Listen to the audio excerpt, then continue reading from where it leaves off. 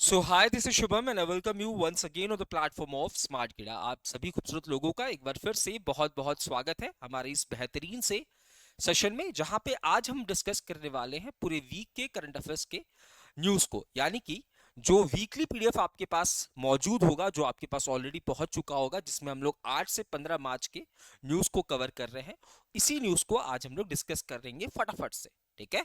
आज का सेशन जो है, ये जो वीकली सेशन है, ये थोड़ा सा डिले अपलोड हो रहा है। इस चीज के लिए मैं माफी चाहूंगा, किसी ग्लिच की वजह से कोई इशू हो गया था। ठीक है। जनरली हम मैं मंडे तक चीजों को अपलोड कर देता हूं, मंडे तक आपकी वीकली सेशन जो है वो आ जाती है, बट इस वीक जो है वो थोड़ा सा डिले हो गया। तो बढ़ते हैं आज की पहली न्यूज की तरफ। The very first news banking finance से रिलेटेड है। क्या कह रहा है, ध्यान से देखेंगे। तो आरबीआई ने इशू किया है एक फ्रेमवर्क। ठीक है। अगर आपको अकाउंट एग्रीगेटर इकोसिस्टम में एक सेल्फ रेगुलेटरी ऑर्गेनाइजेशन के रूप में काम करना है, तो इससे रिलेटेड एक फ्रेमवर्क इनिशिएट किया गया। अकाउंट एग्रीगेटर क्या होता है भैया? अकाउंट एग्रीगेटर एक टाइप का सर्विस है। ठीक है। जो कि आपको मदद करता है आपकी फाइनेंशियल डेटा को, है ना, शेयर करना किसके साथ? फाइनेंशियल इंस्टीट्यूशन के साथ, और सिक्योरली होता है ये काम सारा। ठीक है। तो और सेल्फ रेगुलेटरी ऑर्गेनाइजेशन क्या करेगा? सेल्फ रेगुलेटरी ऑर्गेनाइजेशन जो है वो अकाउंट एग्रीगेटर इकोसिस्टम को देखने का काम करेगा। ठीक है। मतलब अगर कोई एंटिटी सेल्फ रेगुलेटरी ऑर्गेनाइजेशन को स्टैब्लिश करना चाहती है, यानी कि वो उसके ऑपरेशंस को इसके थ्रू देखने का काम करने वाली। तो यहां पे आरबीआई क्या कह रही है? आरबीआई ने अनवील किया एक framework for recognising SRO for for account aggregator ecosystem. तो अकाउंट एग्रीगेटर इकोसिस्टम के लिए अगर एसआरओ अपॉइंट किया जाएगा, उससे रिलेटेड एप्लीकेशंस जो है वो अप्लाई कर सकते हो, एप्लीकेशंस अपने सबमिट कर सकते हो। ठीक है। याद रखना, अगर आपको एसआरओ बनना है इस पर्टिकुलर इकोसिस्टम का, यानी कि अकाउंट एग्रीगेटर इकोसिस्टम का, तो आपको एक नॉट फॉर प्रॉफिट कंपनी होना चाहिए और आपको रजिस्टर होना पड़ेगा under the companies act of 2013। ठीक है। साथ ही साथ यहाँ पे कहा जा रहा है कि आप जो भी एप्लीकेट जो भी इंस्टीट्यूशन एसआरओ के रूप में काम करना चाहती है इस पर्टिकुलर इकोसिस्टम के अंदर, आपकी मिनिमम नेटवर्थ 2 करोड़ होना चाहिए within 1 year of recognition. जैसे आरबीआई के द्वारा आपको रिकॉग्नाइज किया जाता है as a SRO in this particular ecosystem, तो आपकी मिनिमम नेटवर्थ या मिनिमम जो नेटवर्थ है वो 2 करोड़ होनी चाहिए, या ऑपरेशंस शुरू होने से पहले भैया मिनिमम 2 करोड़ की नेटवर्थ होनी चाहिए। क्लियर बात? Next news is value ethics री इंश्योरेंस बिकम इंडिया का पहला प्राइवेट इंश्योरर। देखिए, प्राइवेट री इंश्योरर की बात है। इंश्योरेंस कंपनी के बारे में तो पता है, आप इंश्योरेंस प्रोडक्ट्स जो है वो अवेल करते हो, है ना, चाहे वो हेल्थ इंश्योरेंस हो, चाहे वो लाइफ इंश्योरेंस है, अलग अलग टर्म इंश्योरेंस हो। बट यहाँ पे प्राइवेट री इंश्योरर कंपनी की बात हो रही है। प्राइवेट री इंश्योरर कंपनी, है ना, ये इंश्योरेंस फैसिलिटी प्रोवाइड करता है इंश्योरेंस कंपनीज को। इंश्योरेंस कंपनीज को इंश्योरेंस फैसिलिटी की क्या जरूरत पड़ती है? वो अपने रिस्क को कम करने की कोशिश करती है। ठीक है। रिस्क को बांटने की कोशिश करती है। तो याद रखना, अब तक इकलौती जीआईसी री इंश्योरेंस कंपनी जो है, ये एक पब्लिक सेक्टर री इंश्योरर कंपनी थी, री इंश्योरेंस कंपनी थी। अब भारत की पहली री इंश्योरेंस कंपनी कौन बन गई है? Value ethics. ठीक है। तो भारत की पहली प्राइवेट डोमेस्टिक री इंश्योरेंस कंपनी कौन बनी है? वैल्यू एथिक्स बन गई है। ये बात भी याद रखना है। यहां पे कहा गया है कि आपके पास initial paid up capital 210 crore, यानी कि जो टोटल आपने इन्वेस्टमेंट इनिशियली रेज किया है ना, बाय सेलिंग योर शेयर्स, इसका पेड अप कैपिटल जो है 210 करोड़ होना चाहिए। ठीक है।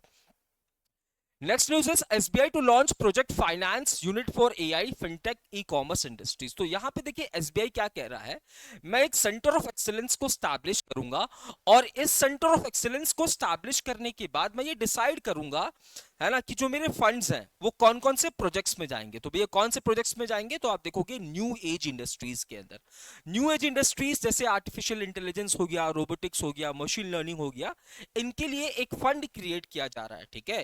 फंड क्रिएट किया जा रहा है, तो ये जो सेंटर ऑफ एक्सीलेंस है उसी फंड से रिलेटेड जो है फाइनेंसिंग का काम करेगा। बात क्लियर है? चलिए, नेक्स्ट न्यूज इज एलआईसी। साथ ही साथ आप देखोगे एसबीआई ने अब तक 48 लार्ज फंड्स जो है उसको फाइनेंशियल 25 में जो है फंडिंग प्रोवाइड की है। ये तो याद रखना। LIC new India assurance GIC RE retain domestically systematic important insurance. देखो, हमने एक कंसेप्ट समझा था, डोमेस्टिक सिस्टमैटिकली इंपॉर्टेंट बैंक्स, है ना, जहां पे हमने देखा था बकेट 1 में आईसीआईसी बैंक थी, है ना, बकेट 2 में भैया कौन सा आ गया है? एचडीएफसी बैंक आ गया है ना, फिर बकेट 4 में कौन सा है? तो एसबीआई है ना। इससे 2016 में शायद, हाँ इसे 2015 में यहाँ पे लाया गया, इसे 2016 में शामिल किया गया था, इसे 2017 में शामिल किया गया था।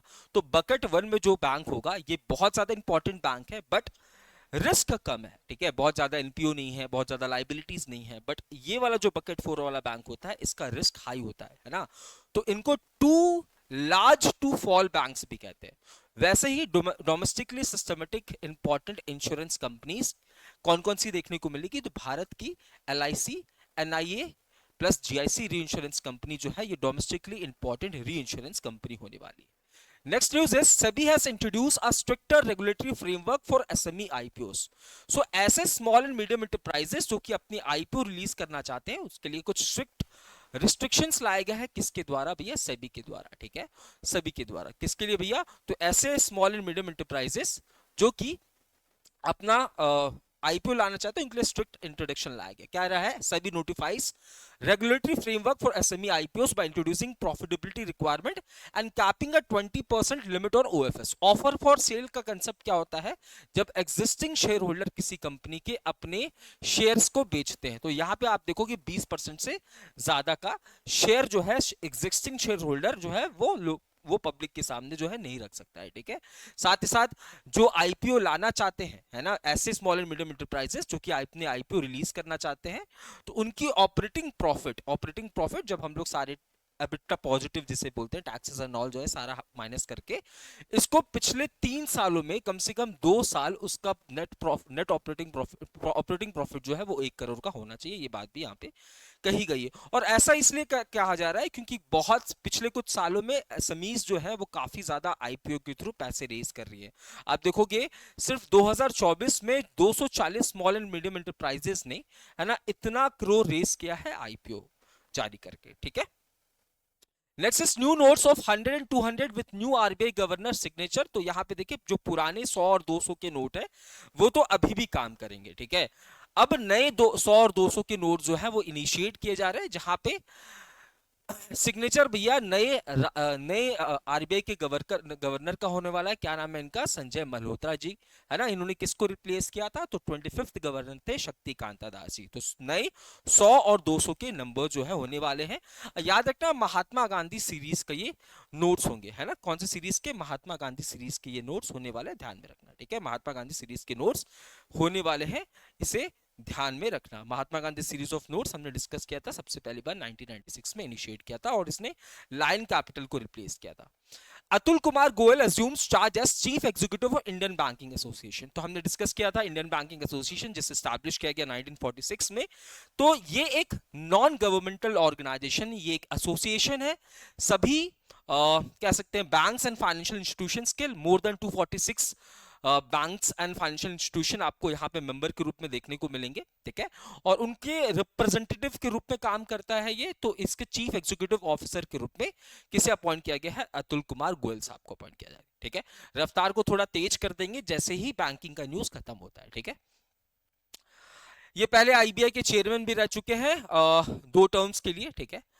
आरबीआईएच यानी कि reserve bank of India innovation hub, इसे इनिशिएट किया गया था अगर आपको याद हो 2022 के अंदर, और इसका एक सेंटर भी स्टैब्लिश किया गया बेंगलुरु के अंदर। इसने लॉन्च किया है डिजाइन शाला फाइनेंशियल इनोवेशन को इनहांस करने के लिए, ठीक है। तो फाइनेंशियल इनोवेशन को इनहांस करने के लिए डिजाइन शाला, जहां पे हम लोग क्या बात कर रहे हैं, ह्यूमन सेंटर्ड डिजाइन, है ना। तो हम लोग देखिए इसका काम क्या है, इनोवेशन करना। हमारे फाइनेंशियल सेक्टर के अंदर इनोवेशन करना इसका काम है।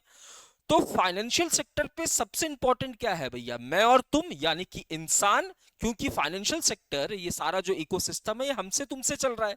तो हमारी प्रॉब्लम्स को केटर करते हुए ह्यूमन सेंटर्ड प्रॉब्लम्स को सॉल्व करने का काम करेगी, ठीक है। क्या नाम है इसका, डिजाइन शाला। Next news, Next is Rupee 112 introduces automated WhatsApp loan disposal expanding digital lending in India। तो एक गुड़गांव की फिनटेक स्टार्टअप है जिसका नाम है रुपे 112। तो इसने लॉन्च क्या है, एक आर्टिफिशियल इंटेलिजेंस ड्रिवन व्हाट्सएप तरीके से। मतलब आर्टिफिशियल इंटेलिजेंस का तो यहाँ पे एप्लीकेशन हो रहा है, बट यहाँ पे क्या किया जाएगा, व्हाट्सएप की मदद से आपको एक नंबर दिया जाएगा, उस नंबर को आप मैसेज करोगे, फिर ये लोग, ये नंबर, आपका जो नंबर होगा जिससे आप मैसेज कर रहे हो वो आपके पैन कार्ड आधार से लिंक्ड होगा, फिर आपकी क्रेडिट वर्दीनेस का ये पता लगाएंगे, एंड इसी के जरिए जो है आपको लोन्स प्रोवाइड हो जाने वाले हैं। ठीक है, तो आप देखोगे 5,000 से लेकर 1 लाख तक का लोन आपको without any paper work, without any lengthy process, है ना, प्रोवाइड होने वाला है, बट सैलरी लोड के लिए। ठीक है, handbook on Indian insurance statistics 2023-24, तो insurance regulatory development authority of India, जो कि एक रेगुलेटिंग बॉडी है भारत की इंश्योरेंस सेक्टर की, तो इसने अपना एक हैंडबुक रिलीज किया है। मतलब इस पूरे ईयर में 2023-24 में इंडिया का जो इंश्योरेंस सेक्टर है वो कैसे परफॉर्म कर रहा है।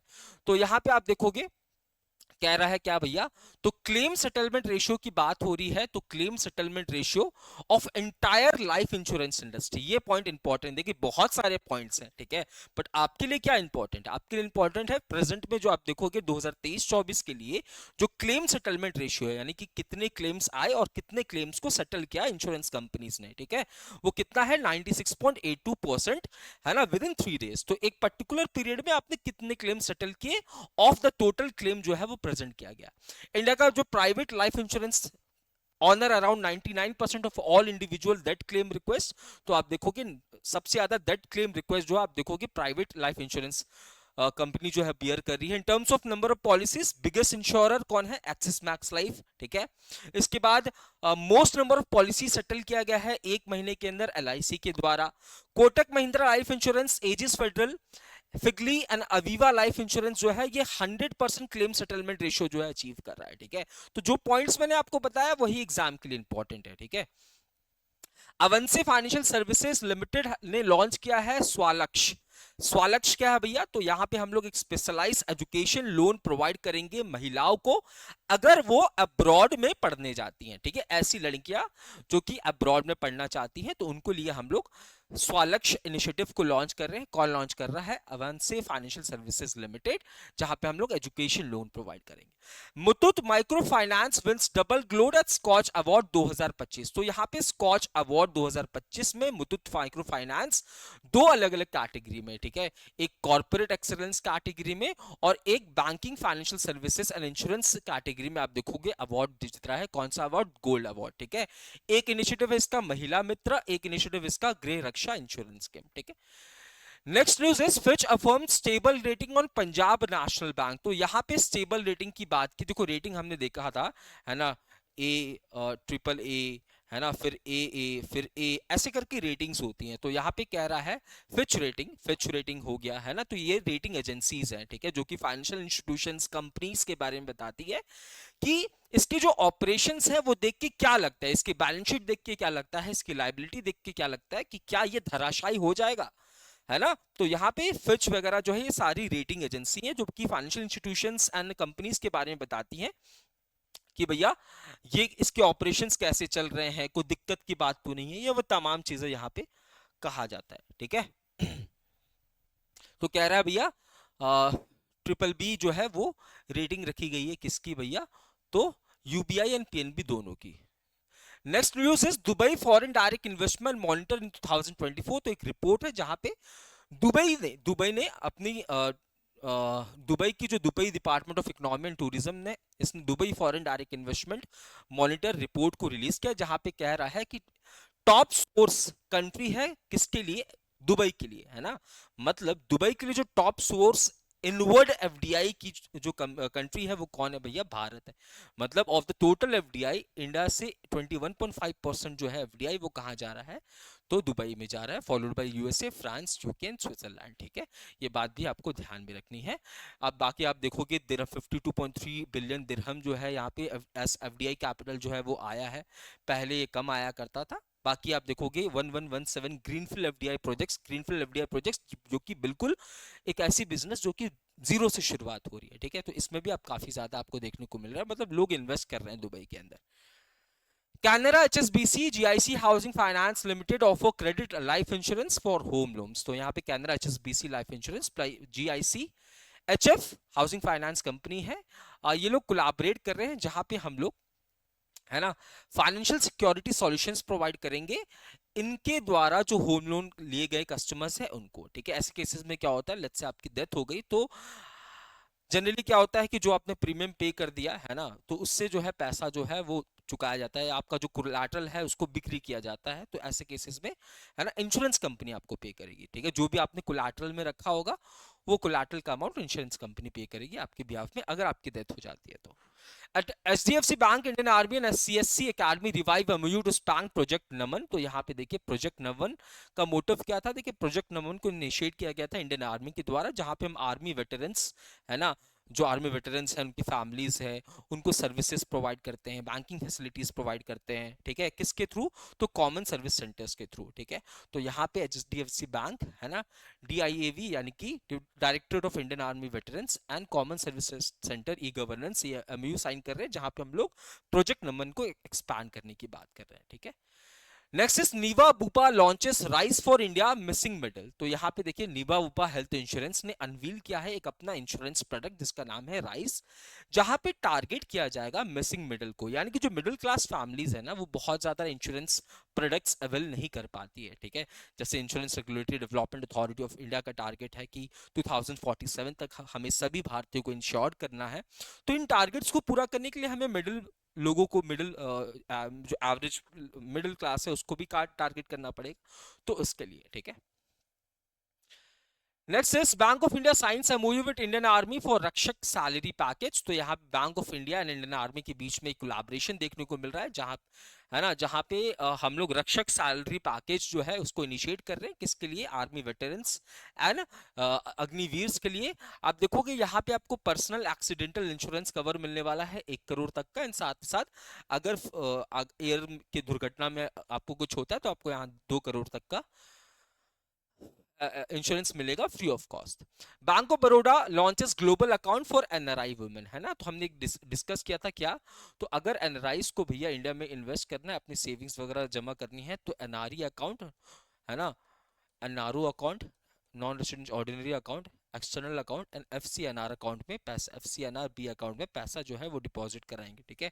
तो यहाँ पे बैंक ऑफ बड़ौदा जो है global women NRE NRO saving account scheme को इनिशिएट कर रहा है, ठीक है, किसके लिए, वुमेन एनआरआईज के लिए, ठीक है। Next news, RBI imposes 76.6 lakh penalty on 4 NBFC for regulatory violation. तो यहाँ पे अगेन देखिए आरबीआई जो है वो 76.6 लाख का पेनल्टी इंपोज कर रहा है on 4 non banking financial company, जिसमें आप देखोगे 40 लाख फेरासेट टेक्नोलॉजी इंडिया, उसके बाद 16.6 lakh visionary finance peer, 10 lakhs on bridge fintech solution and Rang De P2P financial services. ये सारे नॉन बैंकिंग फाइनेंशियल कंपनीज है, याद रखना।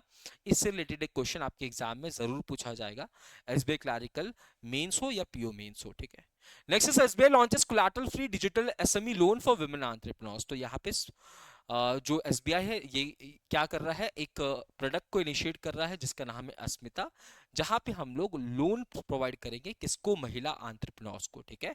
ऑल्सो आप देखोगे नारी शक्ति नाम की एक प्लैटिनम डेबिट कार्ड को भी इनिशिएट किया जा रहा है, किसके द्वारा, SBI के द्वारा, ठीक है।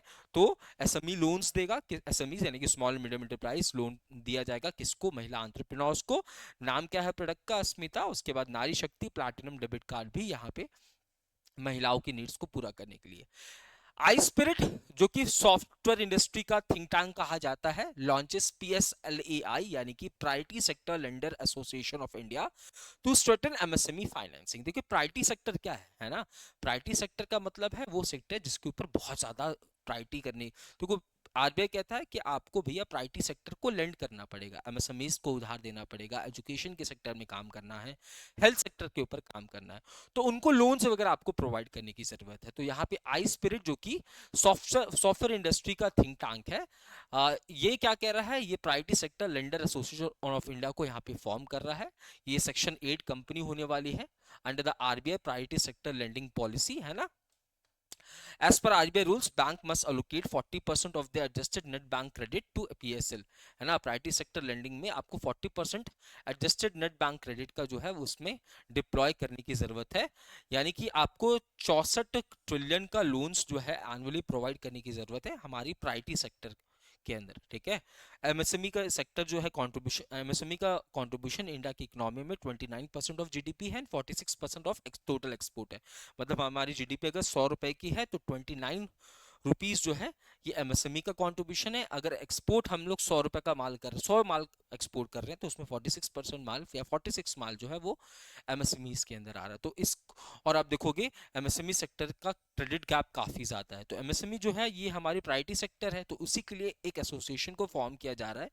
प्रेजेंट में जो क्रेडिट गैप है 103 ट्रिलियन का है, ठीक है। तो इस जो क्रेडिट गैप है इसको पूरा करना है, मतलब लोन्स की डिमांड आ रही है बट हम लोन प्रोवाइड नहीं कर पा रहे। RBI grants only 1 year extension to IndusInd bank CEO Sumant Kathpalia. तो सुमंत कथपलिया जो कि इंडसलैंड बैंक के एमडी सीईओ है, इनको 1 साल के लिए एक्सटेंड कर दिया जा रहा है इनके टेन्योर को।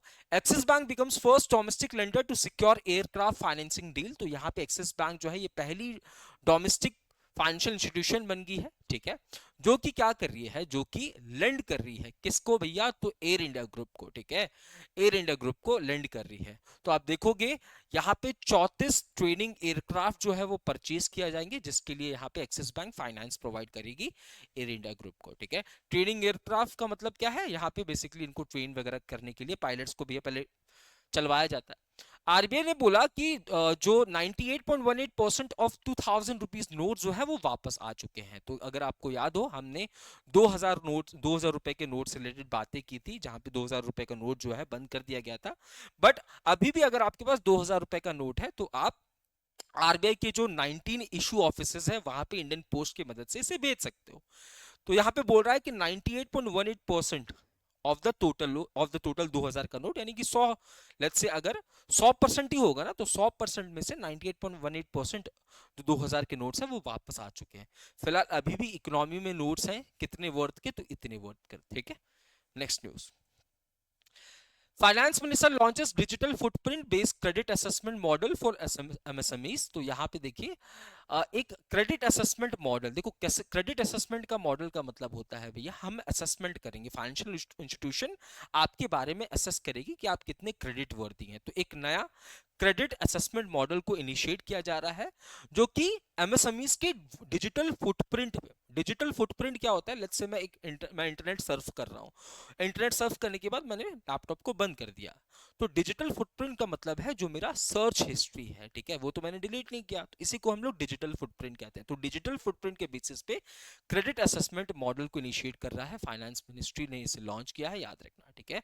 तो यहाँ पे लोन एप्लीकेशंस को क्लियर करने में मदद मिलने वाला। SIDBI and Federal Bank partner to strengthen MSME financing. तो यहाँ पे again Federal Bank and small industries development bank of India के बीच में कोलैबोरेशन हो रहा है, जहां पे हम एमएसएमईज की ग्रोथ के लिए, एमएसएमई इकोसिस्टम को एनहांस करने के लिए उनको क्रेडिट वगैरह प्रोवाइड करेंगे, ठीक है। तो ये हमारे पूरी वीक की बैंकिंग के न्यूज थे, ठीक है। अब क्योंकि अपॉइंटमेंट से रिलेटेड न्यूज है, साइंस एंड टेक के न्यूज है, national state affairs, MOU schemes है ना, तो बहुत ज्यादा समझाने वाली बातें नहीं है, तो रफ्तार में चीजों को देखने की कोशिश करेंगे। अपॉइंटमेंट एंड रेजिग्नेशन का न्यूज है, जो जस्टिस जॉयमाला बागची को सुप्रीम कोर्ट का जज बना दिया गया है, यानी कि अब सुप्रीम कोर्ट के अंदर 33 जजेस देखने को मिलेंगे। मैक्सिमम जजेस कितने हो सकते हैं, 34 इंक्लूडिंग सीजीआई, ठीक है, इंक्लूडिंग भैया सीजीआई। प्रेजेंट में सीजीआई कौन है, जस्टिस संजीव खन्ना, जो कि 2-3 महीनों में रिटायर होने वाले, 3-4 महीनों में रिटायर होने वाले, ठीक है। Next is Mark Carney win race to replace Trudeau as Canada के प्राइम मिनिस्टर। तो यहाँ पे देखिए जस्टिस ट्रूडो की जगह पे, यहाँ पे है ना, जस्टिस ट्रूडो की जगह पे, जस्टिन ट्रूडो की जगह पे यहाँ पे मार्क कार्नी को 24th पीएम बनाया जा रहा है कनाडा का। नेक्स्ट इज हिमांशु पाठक, है ना, इनको ICRISAT का डायरेक्टर जनरल अपॉइंट किया गया, यानी कि Hyderabad based international crop research institute for semi arid tropics का डायरेक्टर जनरल किसको बनाया जा रहा है, हिमांशु पाठक को। तो ये सेमी एरिड रीजन्स में जो है रिसर्च एंड डेवलपमेंट का काम करता है, ठीक है। विकास कौशल को अपॉइंट किया जा रहा है ना, HPCL यानी कि हिंदुस्तान पेट्रोलियम कॉर्पोरेशन लिमिटेड का chief chairman and managing director, ठीक है, 5 सालों के लिए। राजीव शुक्ला, आशीष शेलार ये BCCI को रिप्रेजेंट करेंगे, कहां पे, ACC बोर्ड के अंदर, ACC यानी कि एशियन क्रिकेट काउंसिल। तो एशियन क्रिकेट काउंसिल के अंदर राजीव शुक्ला एंड आशीष शेलार जो है ये BCCI को रिप्रेजेंट करेंगे as an executive board member and ex officio board member respectively, ठीक है। Next is international affairs, Amazon Google sign pledge to support tripling of nuclear energy capacity by 2050। क्योंकि वैसे तो न्यूक्लियर एनर्जी कैपेसिटी को triple कर लो, 4 गुना कर लो, 5 गुना कर लो, ये हमारे इन्वायरमेंट के लिए अच्छा नहीं है, क्योंकि ये क्लीन सोर्स ऑफ एनर्जी नहीं है। क्योंकि यहाँ पे यूरेनियम की जरूरत होती है, और यूरेनियम को ऑब्टेन करने के लिए आपको माइंस वगैरह करना पड़ेगा, फर्दर इसमें प्रोसेस किया जाता है, ठीक है। बट फिर भी क्योंकि भैया पावर की डिमांड इतनी ज्यादा है, इलेक्ट्रिसिटी की डिमांड इतनी ज्यादा है, तो पावर डिमांड को फुलफिल करने के लिए अमेजॉन गूगल एक एमओयू को साइन कर रहे हैं, जहां पे हम लोग 2050 तक न्यूक्लियर एनर्जी कैपेसिटी को, है ना, ट्रिपल करना चाहते हैं। बात में ध्यान रखना, ठीक है। आप देखोगे 2025 प्रेजेंट तक 411 न्यूक्लियर पावर रिएक्टर्स जो है वो आपको देखने को मिलेंगे, जो सारे कंबाइन करके 371 गीगावाट्स ऑफ, है ना, एनर्जी जो है वो डेवलप कर रहे हैं, मतलब प्रोड्यूस कर रहे हैं। डब्ल्यूएमओ यानी कि वर्ल्ड मेट्रोलॉजिकल ऑर्गेनाइजेशन ने लॉन्च किया है I climate action to strengthen global climate intelligence, ठीक है। तो देखिए यहाँ पे कोलैबोरेशन आपको बहुत सारे एंटिटीज का मिल रहा है। वर्ल्ड मेट्रोलॉजिकल ऑर्गेनाइजेशन जो कि वेदर रिलेटेड फोरकास्ट करने का काम करता है, इंडिया में आपको इंडियन मेट्रोलॉजिकल डिपार्टमेंट देखने को मिलेगा। ये कोलैबोरेट कर रहा है ग्लोबल क्लाइमेट ऑब्जर्विंग सिस्टम के साथ, ये कोलैबोरेट कर रहा है the group on earth observation के साथ एंड यूरोपियन कमीशन के साथ, जहां पे हम लोग आई क्लाइमेट एक्शन प्रोजेक्ट को लॉन्च कर रहे हैं।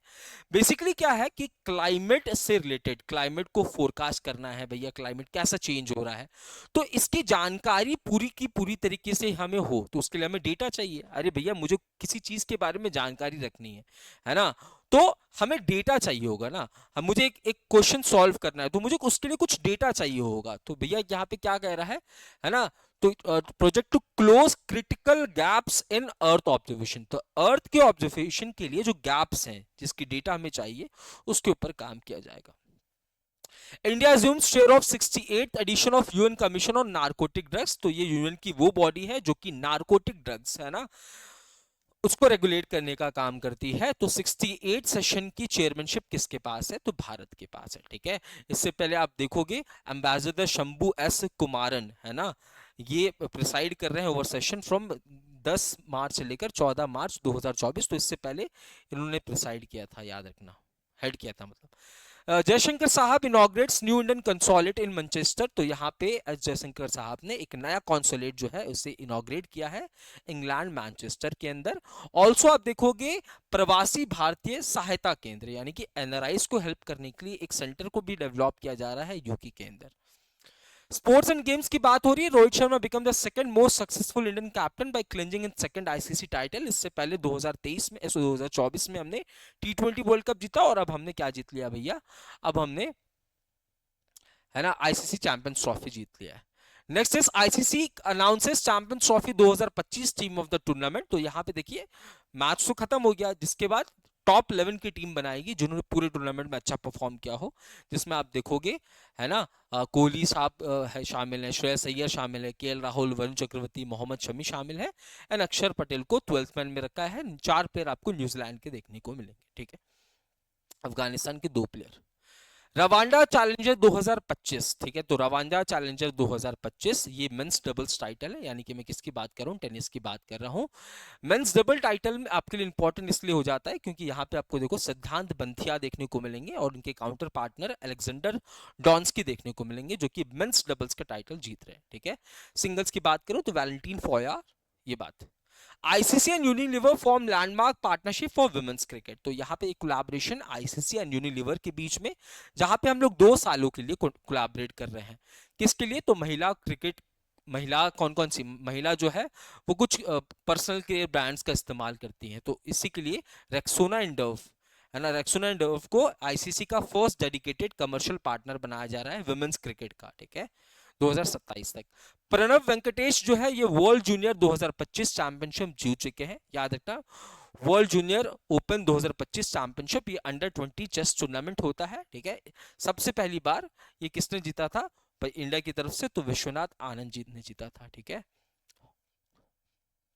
इंडिया विन चैंपियंस ट्रॉफी 2025 हमने डिस्कस कर लिया। Asian women's kabaddi championship 2025 conduct हो रहा है, कौन सा एडिशन है, 6th एडिशन है, कहां हुआ, तेहरान ईरान के अंदर।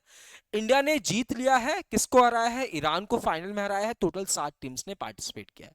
FIFA bans Pakistan, Russia, Congo from 2026 world cup. देखो ये कोई भी टीम जो है वो क्वालिफाई तो कर नहीं पाती है, बट अब इनको अब क्वालिफाइंग गेम्स भी नहीं खिलाए जाएंगे, ठीक है, याद रखना। और जो फीफा वर्ल्ड कप 2026 होने वाला है यूएस, कनाडा एंड मैक्सिको में होगा। लास्ट एडिशन अगर आपको याद हो अर्जेंटीना ने जीता था फ्रांस को हरा के।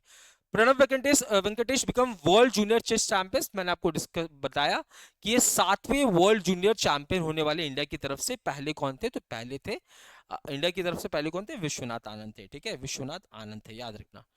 उसके बाद कुनारू हम्पी थी, पिंटाली हंकरे, ऐसे लोग थे। अभी सबसे जूनियर यही है। ठीक है, Krishna Jaya Shankar first Indian women to cross 16 metre indoor shot put. Shot put आपने देखा होगा ना, एक बॉल होता है उसको फेंका जाता है, तो आप देखोगे इनका थ्रो कितने का है, 16.03 मीटर का है। किसका, कृष्णा जया शंकर। ठीक है, अब ये कहाँ पे हुआ है, तो इन एक चैंपियनशिप हो रहा था, mountain west indoor track and field championship, जहां पे इन्होंने इतने का थ्रो किया है। ठीक है, हालांकि इन्होंने गोल्ड नहीं जीता, इन्होंने क्या जीता है भैया, इन्होंने ब्रोंज मेडल जीता है। तो गोल्ड किसने जीता है, इसने 19.02 मीटर का स्कोर किया है। तो आप कह रहे हो रिकॉर्ड कैसे हो गया, तो भैया ये नेशनल रिकॉर्ड हो गया, किसी इंडियन के द्वारा इससे ज्यादा दूर नहीं फेंका गया है। अमाउंट एग्रीमेंट की बात हो रही है, क्लाइमेट इन्वेस्टमेंट फंड, ऑब्वियसली बात है, क्लाइमेट इन्वेस्टमेंट फंड क्लाइमेट के कंट्रोल के लिए जो है किया जाएगा। तो 250 मिलियन का इंडिया को फोकस रखते हुए क्लाइमेट इन्वेस्टमेंट फंड को आईएफसी यानी कि इंटरनेशनल फाइनेंस कॉर्पोरेशन जो है वो इनिशिएट कर रहा है। ठीक है, अवार्ड्स की बात हो रही है, Mumbai Chhatrapati Shivaji international airport wins best airport award in Asia Pacific region for 8 time. तो 8वीं बार है ना, मुंबई का जो छत्रपति शिवाजी महाराज एयरपोर्ट है, एशिया पैसिफिक रीजन में सबसे बेस्ट अवार्ड का है ना, सबसे बेस्ट एयरपोर्ट का अवार्ड जीत रहा है। प्रेजेंट कौन कर रहा है, एयरपोर्ट काउंसिल इंटरनेशनल के द्वारा। ठीक है, आप देखोगे इसने 54.8 मिलियन पैसेंजर्स को हैंडल किया है 2024 में, एंड 3,46,617 एयर ट्रैफिक मूवमेंट्स को मैनेज किया है। ठीक है, एंड साथ ही साथ इसके पास देखो डिजिटल गेट, इसके पास आप देखोगे ई गेट्स हैं। मतलब ई गेट्स का मतलब क्या होता है भैया, है ना, ई गेट्स का मतलब होता है आपको बहुत ज्यादा पेपर वर्क, डिजी यात्रा का इस्तेमाल किया जाता है, पेपर वगैरह करने की जरूरत नहीं है। तो 24 से 68 ई गेट्स यहाँ पे बनाई जा रही है। But Narendra Modi has been bestowed with the topmost honor of Mauritius। तो पीएम मोदी जी को मॉरिशियस का हाईएस्ट अवार्ड जो है वो दिया जा रहा है। नाम क्या है, grand commander of the order of the star and की ऑफ द इंडियन ओशन। ठीक है, ये इनका 21st इंटरनेशनल ऑनर है, ये बात भी ध्यान में रखना है। ठीक है, women change makers in the world of wetlands. तो यहाँ पे आप देखोगे, है ना, यहाँ पे आपको एक महिला देखने को मिलेगी, जयश्री वेंकटेशन। ये को फाउंडर है चेन्नई बेस्ड केयर अर्थ ट्रस्ट के। इनको 2025 women change maker in the world of wetland के अवार्ड से सम्मानित किया जा रहा है। याद रखना, इंपॉर्टेंट आपके एग्जाम के पॉइंट ऑफ व्यू से इसलिए है क्योंकि पहली बार पहली महिला है ना, ये फर्स्ट इंडियन है जिसको रमसर अवार्ड से सम्मानित किया जा रहा है। यहाँ पे आप देखो कि अलग अलग कैटेगरीज होती है, तो इनको वेटलैंड वाइस यूज कैटेगरी में, इसके बाद वेटलैंड प्रोटेक्शन कैटेगरी होती है, वेटलैंड वाइस यूज कैटेगरी होती है, तो इसी कैटेगरी में इनको दिया जा रहा है। ठीक है, आइए, आईटी खड़गपुर के एक प्रोफेसर है, उनको यूनेस्को का अवार्ड मिल रहा है क्योंकि इन्होंने लो कॉस्ट में, है ना, डायग्नोस करने के लिए, कोई भी बीमारी है उसको डायग्नोस करने के लिए, डिटेक्ट करने के लिए टूल्स सस्ते दामों पे बनाए हैं। क्या नाम है, सुमन चक्रवर्ती, आईटी खड़गपुर के ये प्रोफेसर है। ठीक है, next is 6 inspiring women take over PM Modi social media account on international women's day. तो इंटरनेशनल वुमेन्स डे हमने 8 मार्च को सेलिब्रेट किया, जहां पे आप देखोगे 6 महिलाएं, वैशाली रमेश बाबू चेस प्लेयर है, अंजलि अग्रवाल, अनीता देवी, अजयता शाह, है ना, अलीना मिश्रा, शिल्पी सोनी। ठीक है, इनको भैया पीएम मोदी ने अपना सोशल मीडिया अकाउंट जो है वो हैंडल करने के लिए दिया है। ठीक है, अनिता देवी को मशरूम लेडी कहा जाता है, वैशाली रमेश बाबू एक ग्रैंड मास्टर है, ये बात ध्यान में रखना। Doctor Suborno Bose honoured for revolutionising hospitality education. तो यहाँ पे देखिए हॉस्पिटैलिटी एजुकेशन को बढ़ावा देने के लिए इनको अवार्ड मिल रहा है। हॉस्पिटैलिटी सेक्टर क्या होता है, जैसे टूरिज्म वगैरह हो गया, है ना, होटल चेन्स वगैरह हो गए। तो वाइब्रेंट भारत ग्लोबल समिट हुआ गोवा के अंदर, जहाँ पे सुबर्णो बोस, है ना, जो कि चेयरमैन है किसके, इंस्टीट्यूट ऑफ, ये चेयरमैन है किसके भैया, international institute of hotel management के चेयरपर्सन है। क्योंकि आप देखो कि कितने सारे लोग इनके इंस्टीट्यूट में पढ़ाई कर रहे होंगे, जिससे इंडिया की हॉस्पिटैलिटी सेक्टर कितना ग्रो की होगी, इस वजह से इनको लाइफ टाइम अचीवमेंट कैटेगरी में अवार्ड दिया जा रहा है। Andrew Barto name co recipient of Nobel prize of computing. ठीक है, नोबेल प्राइज ऑफ कंप्यूटिंग, इसी को हम लोग ट्यूरिंग अवार्ड के नाम से भी जानते हैं। तो Andrew G Barto and Richard S Sutton, इनको भैया नोबेल प्राइज मिल रहा है, किसका, तो कंप्यूटिंग का, जिसे हम ट्यूरिंग अवार्ड के नाम से भी जानते हैं। रैंक रिपोर्ट्स की बात हो रही है, ग्लास सीलिंग इंडेक्स, ठीक है, ग्लास सीलिंग इंडेक्स को रिलीज किया गया है by the economist on international, by the economist कौन से ओकेशन पे, इंटरनेशनल वुमेन्स डे पे। टॉप कंट्री है Sweden, followed by Iceland, Finland, Norway and Portugal. Iceland one of the most feminist country in the world. तो यहाँ पे इससे आपको क्या समझ में आया कि इस पर्टिकुलर रिपोर्ट में आपको पता चल पा रहा है कि कौन सी कंट्री जो है वो महिलाओं को ज्यादा तवज्जो दे रही है, ठीक है। तो most feminist country in the world कौन है, आइसलैंड है, ठीक है। It slip to second spot after being first for the last 2 year. तो पिछले 2 सालों में ये फर्स्ट नंबर थी, बट अब ये सेकंड नंबर पे है, क्योंकि टॉप पे कौन आ गया, स्वीडन आ गया, ठीक है। टॉप पे कौन आ गया, स्वीडन आ गया। New Zealand emerge as improve country, सबसे इम्प्रूव कंट्री जो है वो कौन है, न्यूजीलैंड। पहले 14वें पोजीशन पे थे, अब इस 6ठे पोजीशन पे, ठीक है। उसके बाद आप देखोगे यहाँ पे बताया जा रहा है कि महिलाओं का पार्टिसिपेशन कैसा है। देखो कॉर्पोरेट बोर्ड्स है ना, कंपनीज के जो कॉर्पोरेट बोर्ड्स होते हैं उसमें महिला कितने हैं, तो 33% महिला हैं। उसके बाद लेबर फोर्स पार्टिसिपेशन में वुमेन्स का पार्टिसिपेशन कितना है, 66.6% है। मैटरनिटी लीव अक्रॉस 29 कंट्रीज कितनी मिल रही है, average maternity leave across the globe कितना मिल रहा है, 31.6 वीक्स। सबसे ज्यादा कौन दे रहा है, 78.9 वीक्स, है ना, पेड लीव्स होगा। फिर average wage across 29 countries 11.4% women जो है वो कंपेयर टू वुमेन। तो ये एवरेज वेज जो है वो पुरुष को ज्यादा मिल रहा है, ठीक है, 29 कंट्रीज में, क्योंकि सिर्फ यहाँ पे 29 देश ही शामिल है। Muslim literacy rate sees 9.4% increase in decade. पिछले 10 सालों में मुस्लिम्स के अंदर जो मुस्लिम्स की जो लिटरेसी रेट है अमंग 7 या 7 से ज्यादा के लोग, है ना, ये कितना पहुंच गया, 68.5% पहुंच गया है। इंडिया की जो लिटरेसी रेट है ये 73% है, सबसे इंपॉर्टेंट यही, ठीक है। तो सेंसस 2000 सेंसस कब हुआ था, लास्ट टाइम 2011 में हुआ था, उसके अकॉर्डिंग 9.4 परसेंटेज पॉइंट्स जो है वो इनहांस हुआ है 2001 के सेंसस में। तो 2001 के सेंसस को कंपेयर किया गया 2011 के सेंसस से, जहां पे देखा गया कि मुस्लिम्स के अंदर जो लिटरेसी रेट है वो लगातार बढ़ता जा रहा है, ठीक है। अच्छी बात है। ग्लोबल वीट प्रोडक्शन को रीच 796 मिलियन टन इन 2025। तो यहाँ पे United Nations food and agriculture organization की एक रिपोर्ट है जहां पे कहा जा रहा है कि जो ग्लोबल वीट प्रोडक्शन है ये 796 मिलियन टन पहुंच जाएगी 2025 में। राइस प्रोडक्शन ये 543 मिलियन टन पहुंच जाएगी। Grain production 2842 million ton forecast किया गया 24 में। सीरियल यूज 2867 मिलियन टन 2024-25 में, इंक्रीज है लास्ट ईयर से। ग्रेन स्टॉक कितना है, स्टॉक टू यूज रेशियो इतना है, ठीक है। ऑल्सो यहाँ पे आप देखोगे पीपल जो गाजा में जो रहने वाले लोग हैं, सूडान में जो रहने वाले लोग हैं, ये फूड क्राइसिस जो है वो झेल रहे हैं। आईपीसी फेज 5 कैटेगरी में इनको रखा गया, यानी कि यहाँ पे फेमाइन का सिचुएशन है, भुखमरी का सिचुएशन है। 10,000 में से 2-3 लोग जो है उनकी भुखमरी से डेली जान जा रही है। Second advance estimate of production of major agricultural crops for 2024-25, तो खरीफ एंड रबी सीजन की बात कर रही है। सेकेंड एडवांस एस्टिमेट है production of major agriculture crop, kharif and rabi crops की बात हो रही है। मिनिस्टर ऑफ एग्रीकल्चर का रिपोर्ट है जहां पे आप देखोगे India various crop production to reach during 2024-25 में, वीट इतना है, मस्टर्ड इतना है, ग्राम इतना है, लेंटिल इतना है, राइस इतना है, ये सारी डेटा आपको ध्यान में रखनी है, ठीक है। चलिए, वर्ल्ड एयर क्वालिटी रिपोर्ट 2024 याद रखना। एयर क्वालिटी इंडेक्स ये आपको बताता है कि आपके शहर, आपके राज्य, आपके कस्बे की एयर की क्वालिटी कैसी है। 100 के 0 के जितने नजदीक होगा एयर क्वालिटी अच्छी है, 500 के जितने नजदीक हो एयर क्वालिटी सीवियर है, ठीक है। तो यहाँ पे इसके कुछ कंपोनेंट्स होते हैं, जैसे नाइट्रस ऑक्साइड हो गया, क्लोरोफ्लोरो नाइट्रस ऑक्साइड हो गया, ओजोन हो गया, है ना, पर्टिकुलर मैटर 2.5 सबसे खतरनाक होता है, पर्टिकुलर मैटर 10 हो गया, ठीक है। तो यहाँ पे मोस्ट पॉल्यूटेड कैपिटल, है ना, दुनिया की सबसे पॉल्यूटेड कैपिटल कौन सी है, दिल्ली है, ठीक है।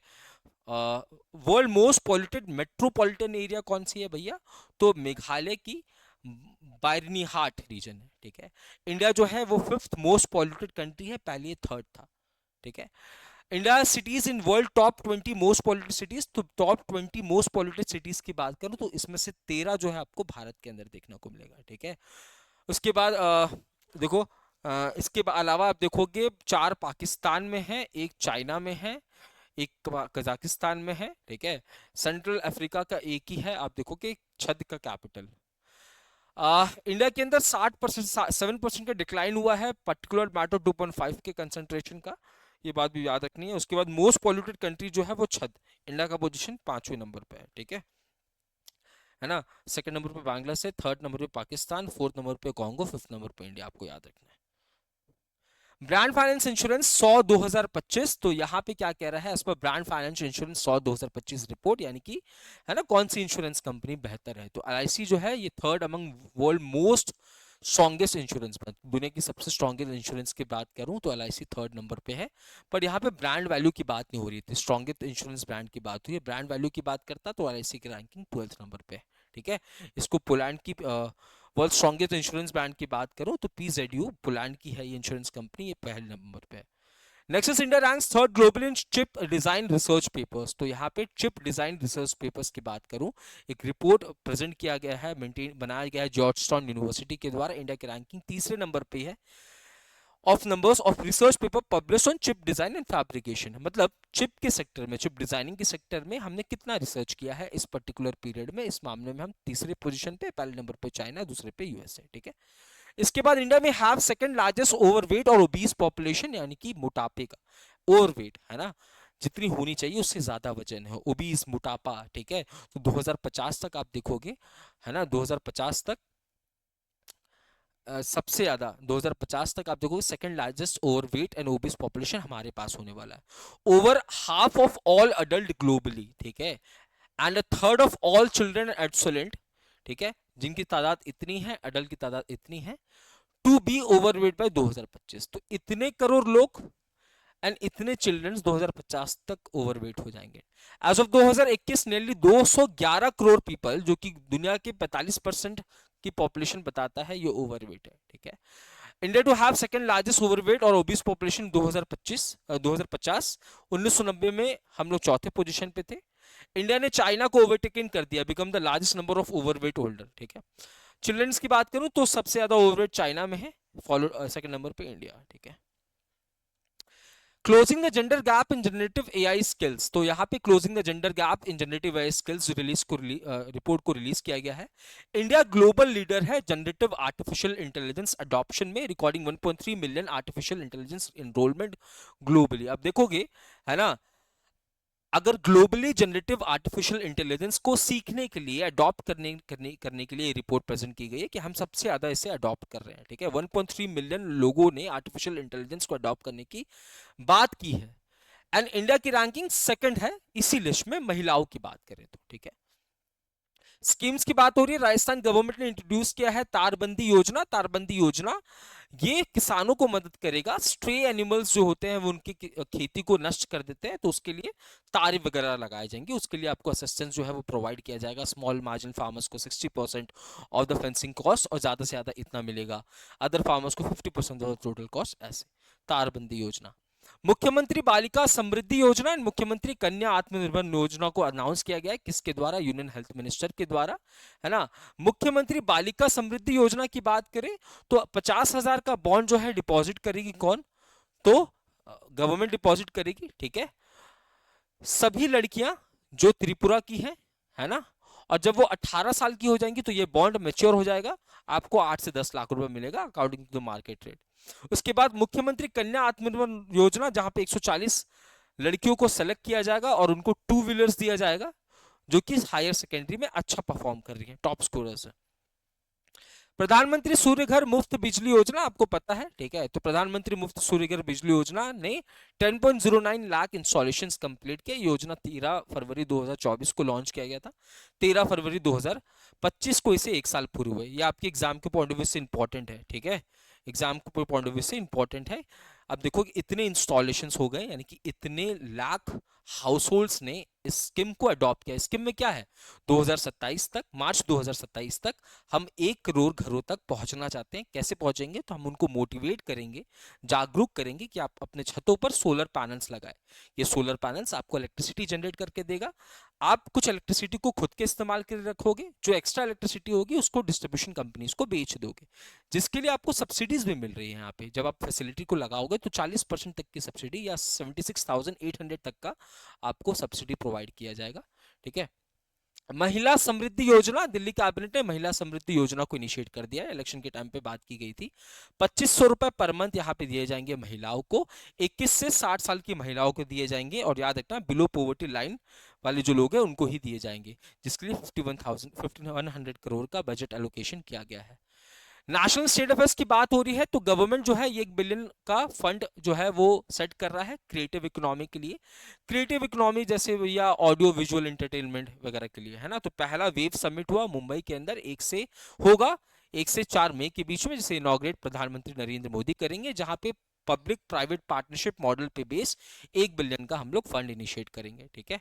उसके बाद आप देखोगे क्रिएटिव टेक्नोलॉजी इंस्टीट्यूट को भी स्टैब्लिश किया जाएगा मुंबई के अंदर।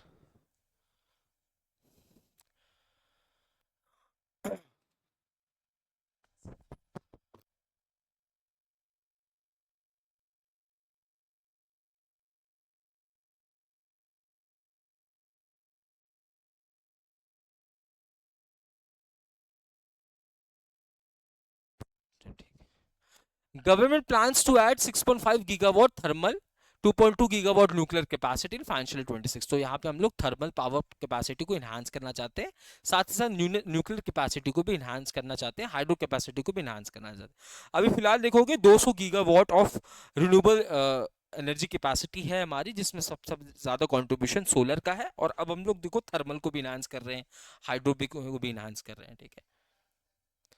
गवर्नमेंट लॉन्चेस इंडिया का पहला exploration license auction for critical minerals. तो क्रिटिकल मिनरल्स के सेक्टर में आप देखोगे लाइसेंस ग्रांट करने की बात की जा रही है ना।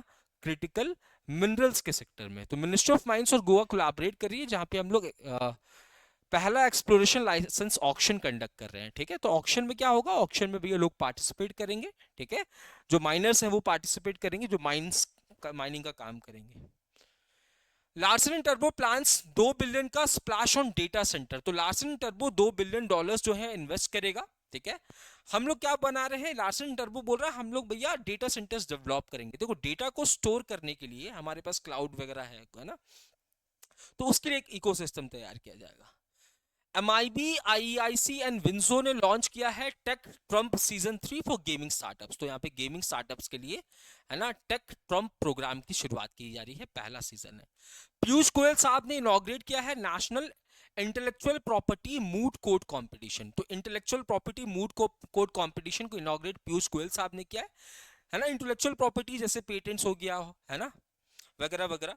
तो यहाँ पे intellectual property moot court competitions में कौन पार्टिसिपेट करेगा, तो लॉ स्टूडेंट्स पार्टिसिपेट करेंगे और ओरली जो है वो डिबेट करेंगे। ऑक्यूपेशन देख लो, यहाँ पे विनर वगैरह देख लेना पहले। कौन जीत रहा है, देखो West Bengal national university of judicial science Kolkata जीत रहा है। ऑक्यूपेशनल शॉर्टेज इंडेक्स तो रिलीज किया जा रहा है ministry of labour and employment के द्वारा, है ना। Launch state and duty specific e Shram microsites occupational shortage index. तो यहाँ पे ई श्रम माइक्रोसाइट्स वगैरह जो है रिलीज किया जा रहा है।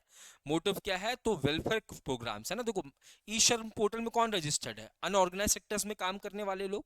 तो यहाँ पे देखिए वेलफेयर प्रोग्राम्स के लिए ही लॉन्च किया गया था इस पोर्टल को, ताकि जो अनऑर्गेनाइज सेक्टर्स में काम करने वाले लोग हैं उनको हम लोग उनको वेलफेयर प्रोग्राम्स उन तक पहुंचा जा सके। साउथ कोस्ट रेलवे जोन, है ना, तो यूनियन कैबिनेट ने प्रपोज किया है 18वां रेलवे जोन, जिसका नाम क्या होने वाला है, साउथ कोस्ट रेलवे जोन। देखो 18वां तो कौन सा है, कोलकाता मेट्रो, इसको भी इंडियन रेलवे का पार्ट कहा जाता है, बट अगर मैं उसको हटा दूं तो सिर्फ रेलवे जोन्स की बात करूं तो 18 रेलवे जोन और एक वो कोलकाता मेट्रो रेलवे जोन, उसको भी इंडियन रेलवे का पार्ट कहा जाता है। Department of post has undertaken an initiative namely digital address code. तो डिपार्टमेंट ऑफ पोस्ट ने अंडरटूक किया है एक इनिशिएटिव जिसका नाम है digital address code.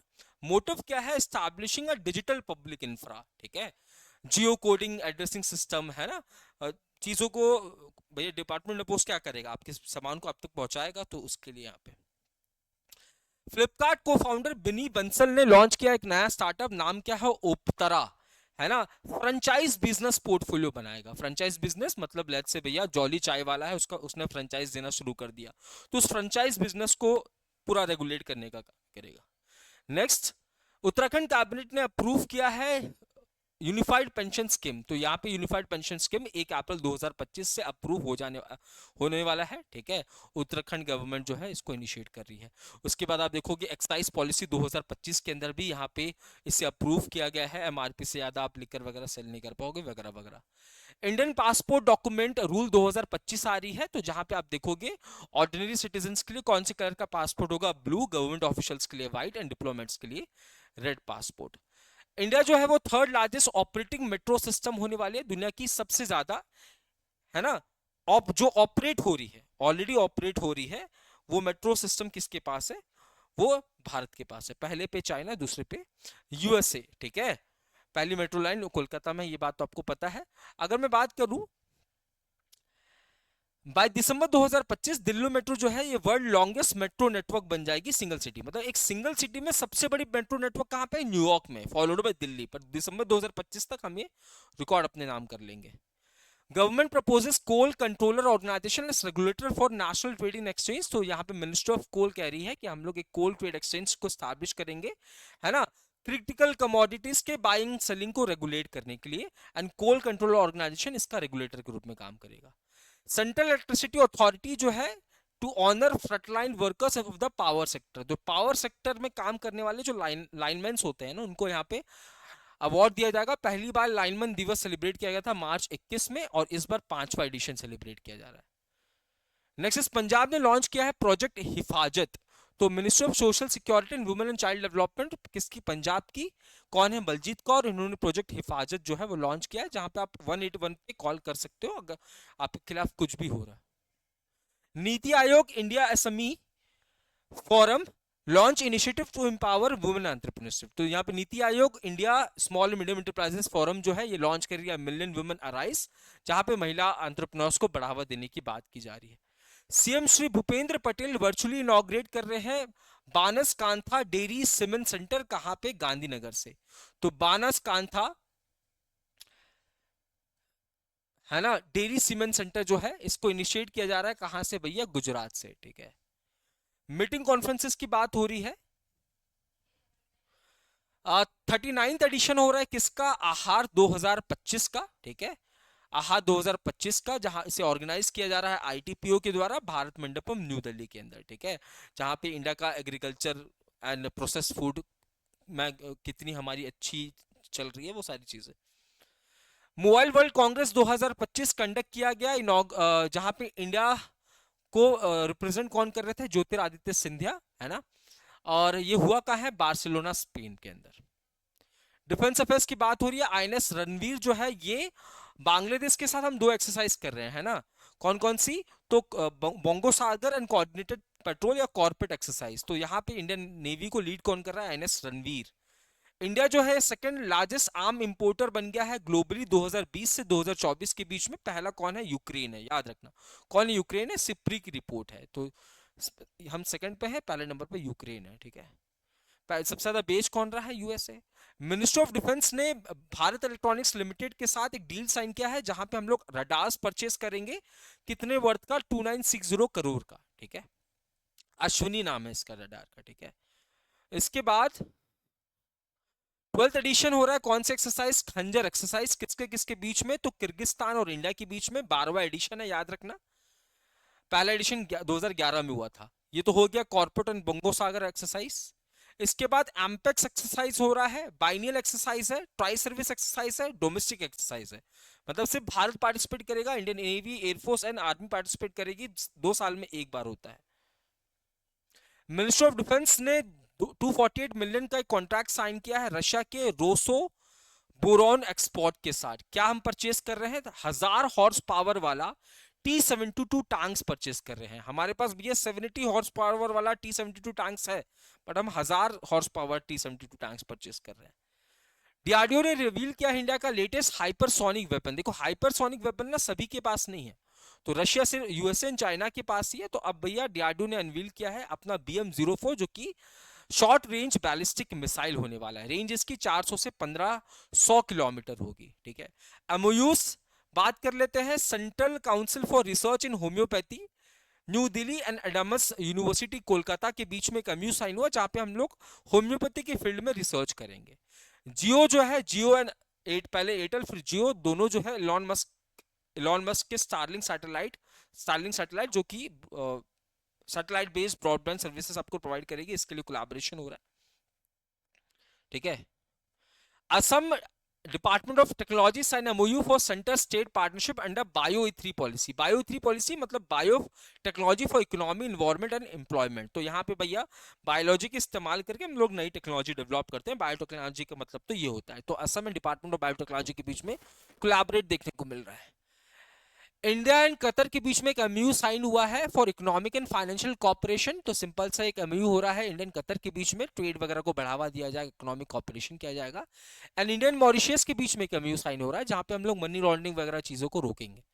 Microsoft roped in for skilling youth in AI Andhra Pradesh. तो माइक्रोसॉफ्ट आप देखोगे आंध्र प्रदेश गवर्नमेंट के साथ एक एमयू साइन कर रहा है जहां पे 2 लाख स्टूडेंट्स एंड युवाओं को artificial intelligence and advance technologies के ऊपर ट्रेनिंग प्रोवाइड की जाएगी आने वाले 1 सालों में, जिसमें टीचर्स वगैरह भी होंगे।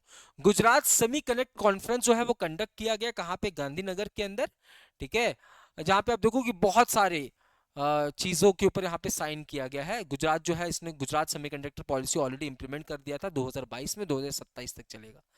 Indian institute of foreign trade जो है ये एपैक के साथ एमओयू साइन कर रहा है, एपैक यानी कि एंटवर्प पोर्ट ट्रेनिंग सेंटर के साथ, जो कि बेल्जियम की एंटिटी है, जहां पे हम लोग ट्रेड एजुकेशन को एनहांस करेंगे, ट्रेनिंग प्रोवाइड करेंगे, है ना, फैकल्टी एक्सचेंज वगैरह होगा, स्टूडेंट एक्सचेंज किया जाएगा। Axis bank commits 101 crore to Ashoka university to study disciplinary science and research excellence. Axis bank Ashoka university के बीच में कोलैबोरेशन हो रहा है जहां पे एक्सिस बैंक 104 करोड़ का इन्वेस्टमेंट करेगी, है ना, आने वाले 4 सालों में, ताकि अशोका यूनिवर्सिटी के अंदर रिसर्च वगैरह किया जा सके। सतलज जल विद्युत निगम जो है ये छत्तीसगढ़ के साथ कोलैबोरेट कर रहा है जहां पे हम लोग, है ना, पंप स्टोरेज प्रोजेक्ट के ऊपर काम करेंगे। 1800 मेगावाट की कैपेसिटी होने वाली है। एयरटेल ने साइन किया, ये तो हमने डिस्कस कर लिया। इसके बाद national highway logistic management limited, है ना, साथ ही साथ Indian inland water way authority of India जो है, ये लोग क्या कर रहे हैं भैया, state of the art multi modal logistic park develop करेंगे, कहां पे, वाराणसी के अंदर, ठीक है। एक्सिस बैंक, ये तो हो गया, ये भी हाँ ये भी हो गया। नहीं, यहाँ पे India semiconductor mission, Tata electronics private limited and Tata semiconductor manufacture private limited ये एमओयू साइन कर रहे हैं जहां पे हम लोग एक सेमीकंडक्टर फैब्रिकेशन यूनिट को स्टैब्लिश करेंगे धुलेरा गुजरात के अंदर। 91,000 करोड़ का ये इन्वेस्टमेंट होगा, 50,000 वेफर पर मंथ ये डेवलप करने वाला है। डीपीआईटी एंड मर्सिडीज बेंच जो है एक एमओयू साइन कर रही है जहां पे हम लोग मैन्युफैक्चरिंग को बूस्ट करेंगे, रोड सेफ्टी के ऊपर काम करने वाले हैं। German firm Infineon signs pact with CDIL, CDIL यानी कि कॉन्टिनेंटल डिवाइस इंडिया लिमिटेड, जहां पे हम लोग, जहां पे जर्मन फर्म जो है वो चिप्स प्रोवाइड करेगी इंडिया के सेमीकंडक्टर के लिए। Tata power shares rise 3% at subsidiary sign MOU worth ₹5.6 billion Andhra Pradesh government. तो टीपीआरएल प्लस आंध्र प्रदेश ने एक एमओयू साइन किया 7,000 मेगावाट कैपेसिटी वाले रिन्यूएबल प्रोजेक्ट्स के लिए, टोटल कीमत है 49,000 करोड़। अब इतना पैसा आएगा तो इसके शेयर्स के दाम बढ़ेंगे। कोल इंडिया लिमिटेड जो है एमयू साइन कर रही है आईटी हैदराबाद के साथ, जहां पे हम लोग clean coal energy and net zero emission के ऊपर काम करेंगे, ठीक है। तो ये यहां तक आज के सेशन को रखते हैं, ठीक है। मिलते हैं कल, मिलते हैं, ये सेशन जो है वो आपके पास बहुत जल्द पहुंच जाने वाला है। मिलते हैं हम अपने अगले सेशन में, तब तक के लिए मैं सोम सिंह अलविदा लेता हूं। जय हिंद, जय भारत।